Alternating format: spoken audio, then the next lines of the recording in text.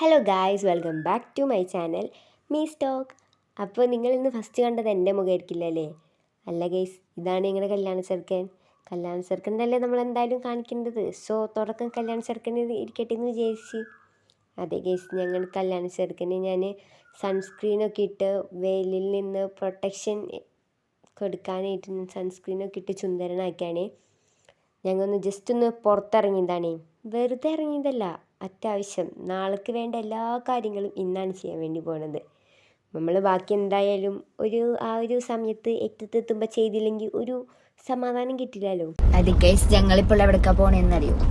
ഞങ്ങൾ എങ്ങോട്ടാ പോകുന്നത്? നമ്മൾ മാല മേടിക്കാൻ പോവുകയാണ് ഗൈസ്.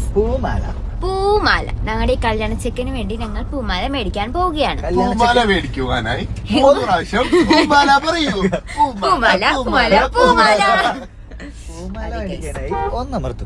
അതെ ഗൈസ്, ഞങ്ങൾ പൂമാല മേടിക്കാനായിട്ട് വലിയ ഒരു കടയ്ക്കാണ് ഗൈസ് പോകുന്നത്. പൂക്കടയ്ക്കല്ല. അപ്പൊ നമ്മൾ യെസ് ഗൈസ്, ഇതാണ് ഞാൻ പറഞ്ഞ വലിയ പൂക്കട. നമുക്ക് മാല സെലക്ട് ചെയ്യണ്ടേ? മാലയ്ക്കുള്ള പൂക്കൾ സെലക്ട് ചെയ്യണ്ടേ? അതിന് വേണ്ടിയിട്ട് വന്നാണ്. ഈ പൂക്കളൊക്കെ ഇരിക്കുന്നതാണ് എന്ത് രസമെന്നറിയോ?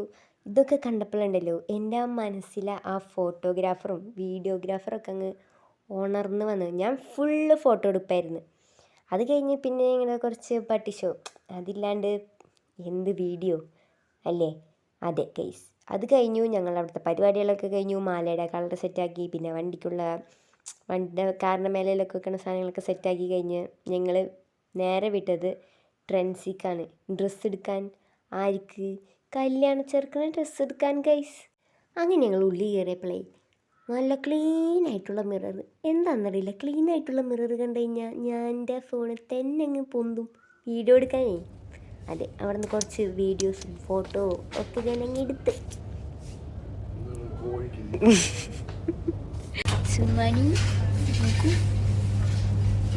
കല്യാണ ചെക്കൻ നാളെ കല്യാണമായിട്ട് ഇന്ന് ഡ്രസ്സ് എടുക്കാൻ വന്നിരിക്കുന്നത്.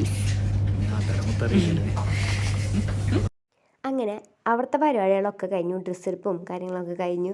ഞങ്ങൾ നേരെ പുറത്തേക്ക് ഇറങ്ങാണ് അടുത്ത പരിപാടിക്ക് പോകാനായിട്ട്.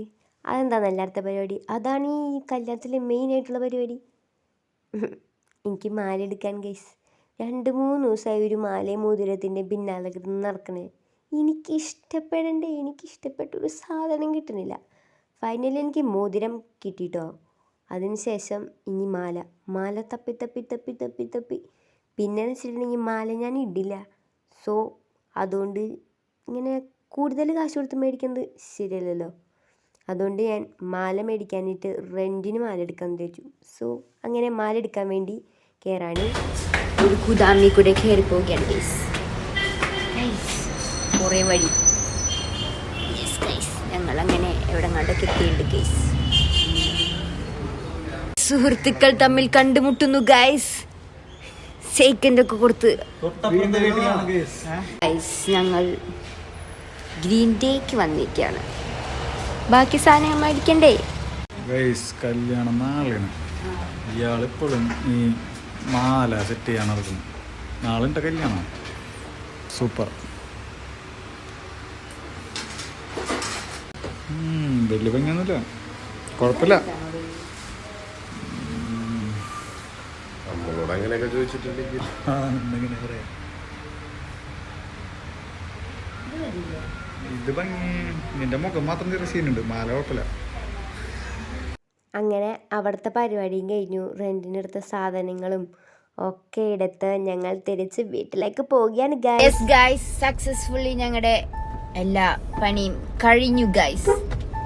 മെയിനായിട്ടെന്ന് പറയുന്നത് എൻ്റെ മാല കിട്ടി. എനിക്ക് അത്രേ ഉള്ളൂ. അതാണ് എൻ്റെ സന്തോഷം.